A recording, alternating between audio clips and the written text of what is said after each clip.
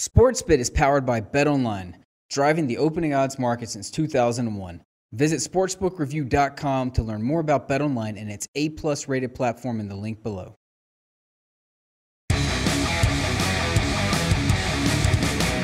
Welcome back to Sportsbet Betting Insight. Today, Teddy covers, and it's BBBBBBB time. Bad beats, bad bets, bad for the books, college hoops. Remember, if you like this, give us a like. If you like it a lot, give us a retweet. Give us a follow. Give us the type of love that we need to keep Sportsbet working for you, please. I appreciate the fact that you're watching. Give us some love when you have the opportunity. Let's go to college football on Saturday. You want to talk bad beats? We got plenty. Let's start with NC State. Plus 2.5 against Wake. They lose the game 30-24. NC State won the game flow, 29-19 in first downs. They won the offense, 502 to 336. They took the lead on a pass from Ryan Finley to Mick Amizi with 1:50 to go. But, the ball gets knocked loose right at the goal line. Felt like the replay review was an hour there. Ended up being ruled a touchback. Wake Forest got the ball at the 20, ran out the clock. Tough beat for Wolfpack supporters. That half inch with all the difference between a cover and a non-cover. Not the only one. How about Nevada? Plus 17 against San Diego State. The Wolfpack were in the game most of the way. It's 28-23 in the fourth quarter. You're plus 17. You're feeling good. Oops. 100-yard kickoff return by Rashad Penny. Made it 23. And then Penny broke a 67-yard touchdown to cover the spread just a few minutes later. Wolfpack were the right side. They were the wrong result. We had Middle Tennessee, Western Kentucky. Got to talk about this. Under 56. Scores 10-3 in the fourth quarter. Scores 24-24 into overtime. Yeah, ends up flying over. That's brutal. You're under 56 and it's 10-3 in the fourth quarter. Got to be feeling pretty good about that wager. Didn't happen for the Blue Raiders and the Hilltoppers. And let's not forget this one.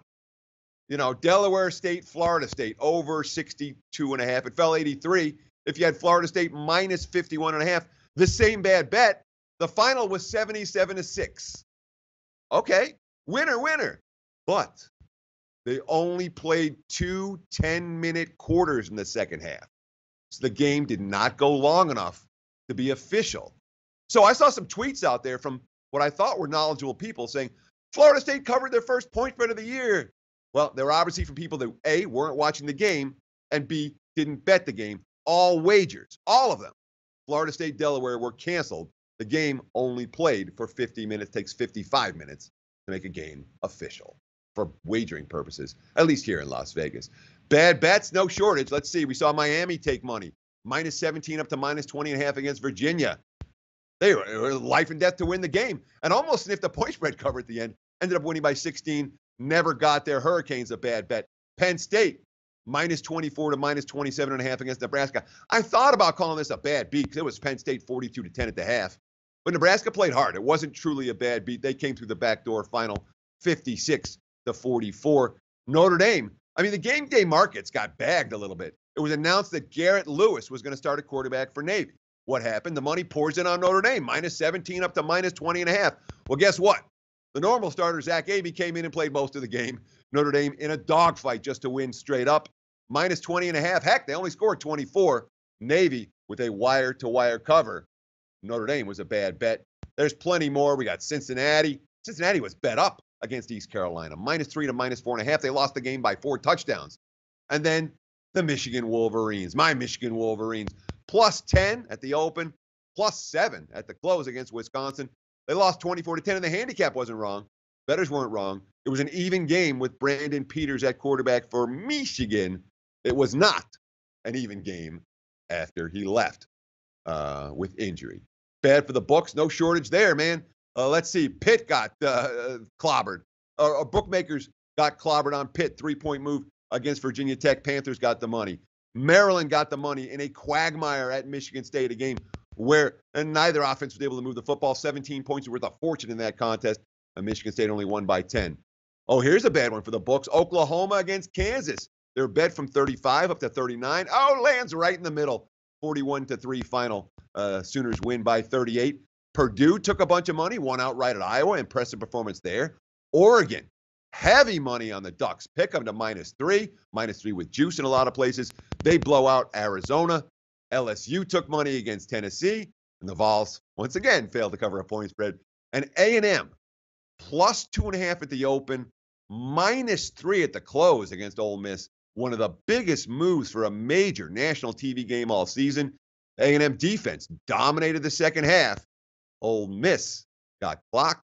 A&M wins by a touchdown on the road, and all that money went to the bettors, not to the books. There was worse. There's more late night action. The two late Pac-12 games. UCLA played from +17.5 to +14.5 against USC. They're in the game the whole way. Bruins played well enough to cover. They didn't play well enough to save Jim Morris' job.